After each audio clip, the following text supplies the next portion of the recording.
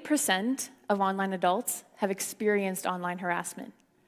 73% have witnessed it. And the unfortunate reality is that it is much worse and much more likely if you're a woman, LGBTQ, person of color, Muslim. I think you get the point. The problem is that in the news, we're seeing these big stories. We're seeing the 18-year-old Tyler Clementes who took his life after his roommate secretly filmed him kissing another guy and outed him on Twitter. We see women like Anita Sarkeesian being close to shamed off the internet and sent death and rape threats for sharing their feminism. We see these stories once it's too late. But what about the everyday online harassment?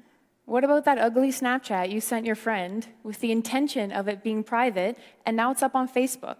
And so it's just one photo. It's funny. It's just one mean comment. It's not a big deal. But when these micro moments happen over and over again over time, that's when we have a macro problem. We have to recognize these everyday instances as well, because if they go unchecked and the effects unnoticed, we are going to have many more Tyler Clementes. The effects aren't always easy to recognize. How many of you have noticed the notifications at the top of my screen? Yeah. And how many of you, like me, are bothered that they're not checked? Yeah. Okay, here, let me check them for you. Okay. Just one small example of what this can do to you.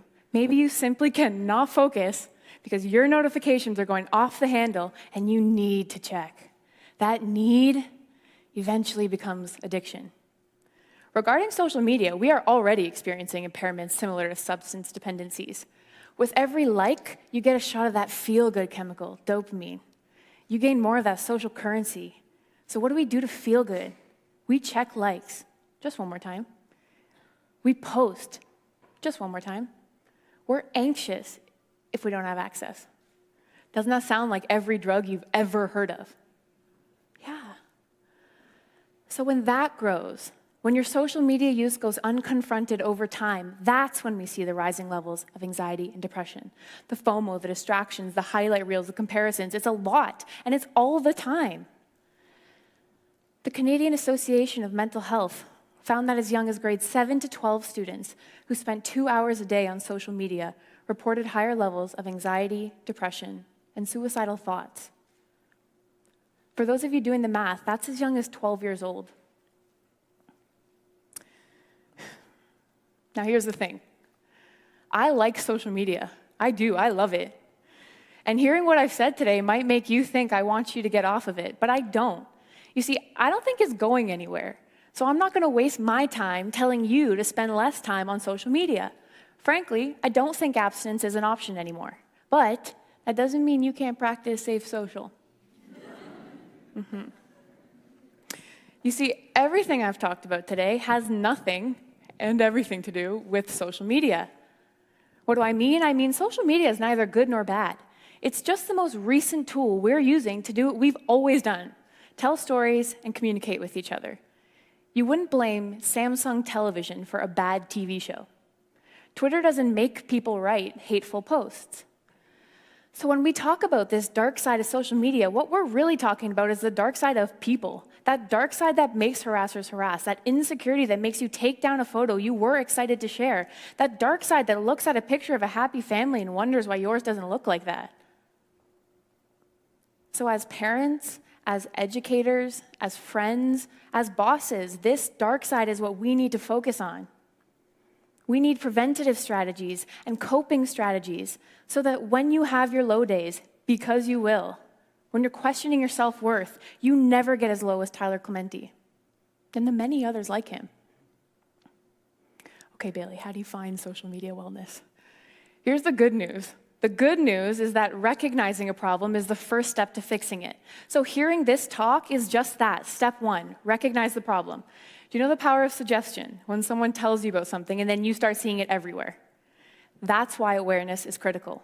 Because now you will at least be better able to recognize these effects if and when they happen to you.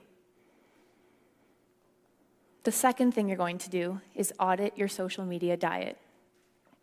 The same way we monitor what goes into our mouth, monitor what goes into your head and heart. Ask yourself, did that Facebook scroll make me feel better or worse off?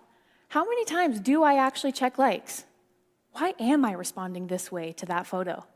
And then ask yourself if you're happy with the results. And you might be, and that's okay. But if you're not, move on to step 3. Create a better online experience. After my partner did his audit, he realized his self-worth was too tied up in social media, but particularly celebrities reminding him of the things he didn't have. So he unfollowed all brands and all celebrities. And that worked for him. But it might not be celebrities for you. For me, I had to purge other people off my timeline. So let me tell you a secret. You do not have to follow your friends. The truth is that sometimes our friends, or the people we have on Facebook as a courtesy, they just suck online. You find yourself in the middle of this passive-aggressive status war you didn't even know was happening, or you're looking at 50 photos of the same concert from the same angle. If you want to follow artists or comedians or cats, you can do that. The last thing you're going to do is model good behavior. Offline, we're taught not to bully other kids in the playground. We're taught to respect others and treat them how they deserve to be treated. We're taught not to kick others when they're down or take pleasure in their downfalls. Social media is a tool, and it's a tool that can be used for good, for more positive groups, for revolutions, for putting Grumpy Cat in Disney movies. I tell you, the internet is a weird place. So is social media hurting your mental health? The answer is it does not have to. Social can tear you down, yes, or it can lift you up, where you leave feeling better off, or have an actual laugh out loud.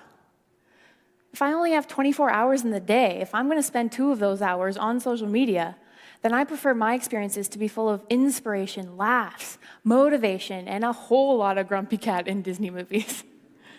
Thank you.